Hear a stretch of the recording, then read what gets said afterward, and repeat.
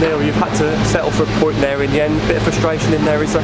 Yeah, of course. You're winning 1-0 with, I think, was it 10 minutes to go.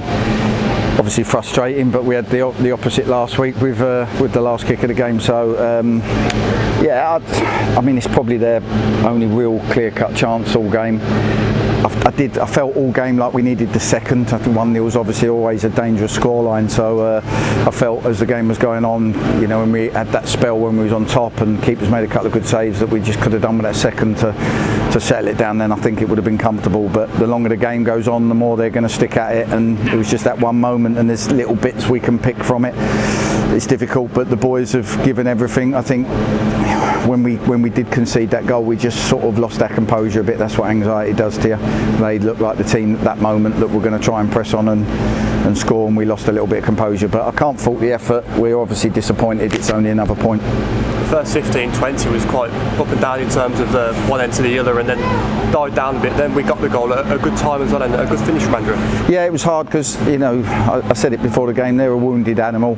They got beat 5 last week. They came here with a game plan. They almost went man to man all around the pitch, so didn't give us any space to find spare men. So we had to work hard for that, and obviously the goal and all our moments come from good quick play, great ball from Cal, and a great movement for the goal. And you think you're in control of the game, and like I said, 1-0 was a dangerous scoreline. We needed that second.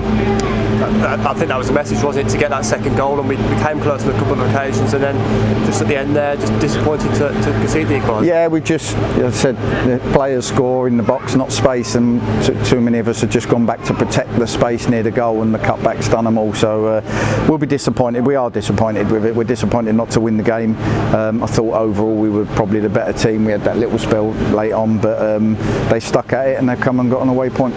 2 games in now, are you beginning to see some combinations working, particularly, you know, the front two working well together, and, you know, those little bits and pieces come together? Yeah, they're coming together.